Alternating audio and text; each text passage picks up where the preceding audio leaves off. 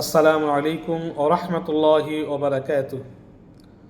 চলছে শাবান মাস, সবেমাত্র শুরু হয়েছে।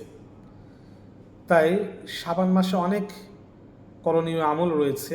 আমরা উল্লেখযোগ্যভাবে শাবান মাসের, শবে বরাতের নয়, শাবান মাসের কিছু করণীয় সম্পর্কে আমরা আলোচনা শুনব সংক্ষিপ্তভাবে। আমরা এখানে উল্লেখযোগ্যভাবে চারটি বিষয় আলোচনা করব। এক নাম্বার, শাবান মাসের এক নাম্বার করণীয় হলো যে শাবান মাসের শুরুতেই আল্লাহুম্মা বারিক লানা ফি রাজাব ওয়া শাবান ওয়া বাল্লিগনা রমাদান, এই দোয়াটি পাঠ করে নেওয়া। যে আল্লাহ পাক রব্বুল আলামিন রজব মাস পার করে আমাদেরকে শাবান মাসে পদার্পণ করেছেন, হায়াত দিয়েছেন, এই জন্য আল্লাহ শুকরিয়া আদায় করা। এই বরকত রহমত নিয়ে যেন আমরা রমজান মাস পাই, এই জন্য আল্লাহ তাআলার কাছে দোয়া করা। শাবান মাসের চাঁদের হিসাব রাখা সুন্নত রমজানের জন্য। আহসু হিলাল শাবান লির রমজান, রমজানের জন্য শাবান মাসের চাঁদের হিসাব রাখা সুন্নত। যে আজকে শাবান মাসের এত তারিখ, আজকে এত তারিখ, কালকে শবে বরাত, তারপরে মাহে রমজান, তারপরে এইভাবে চাঁদের হিসাব রাখা রোজার জন্য। রোজা আসতেছে, নফসকে সতর্ক করা, বারবার সচেতন করা, মাহে রমজান আসতেছে, আর এই কয়েকদিন আছে, আর 2 দিন আছে, আর 3 দিন আছে, কয়েকদিন পরে শবে বরাত, তারপরে মাহে রমজানের শেষ দিকে শুরুতে আমরা পদার্পণ করব। এইভাবে চাঁদের হিসাব রাখা সুন্নত। শাবান মাসের চাঁদের হিসাব রাখা মাহে রমজানের ইবাদতের জন্য এটা সুন্নত। 2 নম্বর কাজ, শাবান মাসে কিছু রোজা রাখা। শাবান মাসে রোজা রাখা, রোজা কেন রাখতে হবে?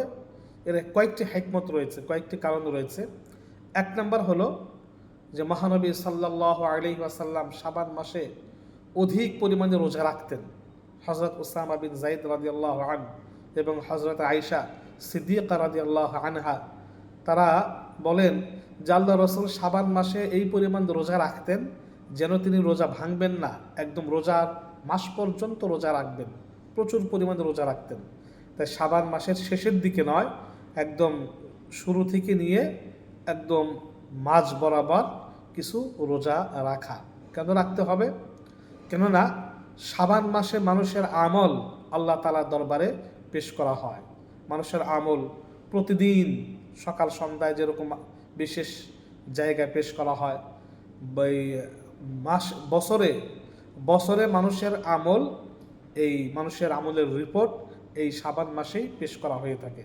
এই জন্য যাকা শাহরুন তুরফাউল আমালুন নাস ইলা রাব্বিল আলামিন ফাউহিব্বু আন ইউরফাআ আমালাহু ওয়া আনা সাইম। শাবান মাসে মানুষের আমল পেশ করা হয়, যখন আমল পেশ করা হবে তখন যেন আমাকে আল্লাহ পাক রোজা অবস্থায় পান, সেজদাকারী অবস্থায় পান, দোয়াকারী অবস্থায় পান, নামাজে দাঁড়ানো অবস্থায় পান। এই জন্য শাবান মাসে রোজা রাখার চেষ্টা করা। শাবান মাসে মহানবী সাল্লাল্লাহু আলাইহি সাল্লাম এই ইবাদত বন্দেগী অনেক করতেন, অনেক বেশি ইবাদতে মশগুল থাকতেন। কারণ শাবান মাস এমন একটি মাস যে আগের মাস রজব আল্লাহর মাস বা নিষিদ্ধ সম্মানিত মাস, পরের মাস মাহে রমজান মাস। এই 2 মাসে মানুষ সচেতন থাকে বা মানুষের অন্তরে অনেক বিষয় থাকে, কিন্তু শাবান মাস এটা মাঝে পড়ার কারণে মানুষ গাফেল থাকে। যাকা শাহরুন ইউগফালুন নাস, এই শাবান মাসে মানুষ গাফেল থাকে বাইনা রজাবা ও রমজান, মাঝের মাস হিসাবে গাফেল থাকে। তাই মানুষ যখন গাফেল থাকে ওই সময় ইবাদত বন্দেগী করলে নেকি এবং সওয়াব প্রতিদান বেশি পাওয়া যাবে, বেশি ভালো হবে। তাহাজ্জুদের নামাজের এত দাম কেন, এত ফজিলত কেন? কারণ তাহাজ্জুদের নামাজের সময় মানুষ ঘুমিয়ে থাকে, ওই সময় যদি কেউ সচেতন জাগ্রত থাকে আল্লাহ এটা পছন্দ করেন। তাই শাবান মাস যেহেতু মাঝের একটা মাস, তাই শাবান মাসে অধিক পরিমাণে রোজা রাখা, ইবাদত বন্দেগী করা। তাছাড়া দেখুন, প্রত্যেক ফরজ নামাজের পূর্বে সুন্নত রয়েছে, ফরজ নামাজের পরেও সুন্নত রয়েছে। কেন? যাতে ফরজ নামাজের ঘাটতিগুলো পূর্ণ করা হয়, ফরজ নামাজের ত্রুটিগুলো দূর হয়ে যায়, বা ফরজ নামাজের অনুশীলন চর্চা হয়ে যায়। তদ্রূপ মাহে রমজানের আগেও রোজা রয়েছে, শাবানের রোজা, আবার মাহে রমজানের পরেও শাওয়ালের রোজা রয়েছে, যাতে মাহে রমজানের রোজার অনুশীলন হয়ে যায়, ত্রুটি এবং ঘাটতিগুলো দূর হয়ে যায়। এই জন্য এই মাহে রমজানের আগে শাবান মাসে কিছু রোজা রাখা উচিত। 3 নাম্বার, শাবান মাস, মহানবী সাল্লাল্লাহু আলাইহি সাল্লাম বলেন যে শাবান আমার মাস, আর রমজান শাহরুল্লাহ ও শাহরু শাবান শাহরি, শাবান আর শাহরি, যে রোজার মাস আল্লাহর মাস, শাবান মাস হলো আমার মাস। যেহেতু আল্লাহ রসুল আমার মাস নিজের দিকে শাবান মাসকে নিসবত করেছেন, অর্থাৎ সংযোগ করেছেন, তাই শাবান মাসে মহানবী সাল্লাল্লাহু আলাইহি ওয়াসাল্লামের প্রতি অধিক পরিমাণে দরুদ পাঠ করা।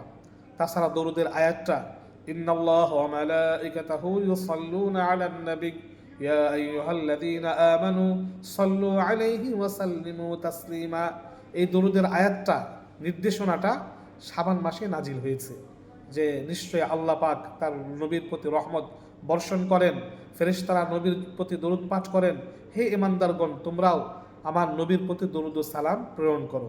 এই দরুদের নির্দেশনাটা এ মাসেই আসছে, তাই শাবান মাসে অধিক পরিমাণে দরুদ পাঠ করা।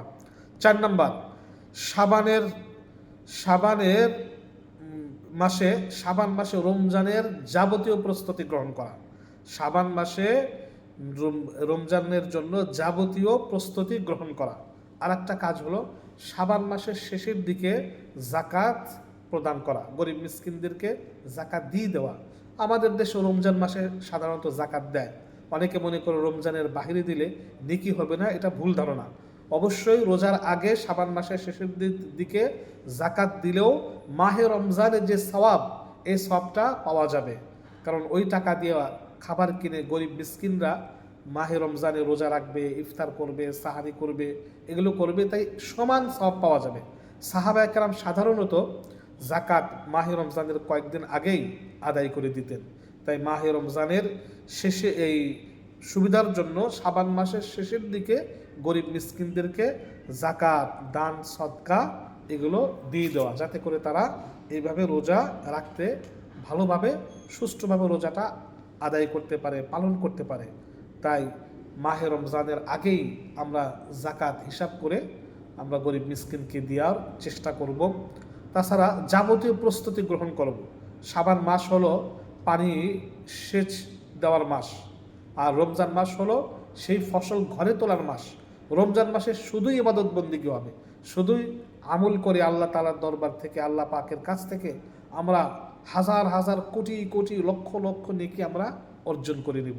তাই শাবান মাসে সেই প্রস্তুতি গ্রহণ করা, মানসিকভাবে আর্থিকভাবে প্রস্তুতি গ্রহণ করা, সময়কে কিভাবে বাঁচানো যায়, রমজান মাসে সময়কে কিভাবে কাজে লাগানো যায় সেই পরিকল্পনা গ্রহণ করা।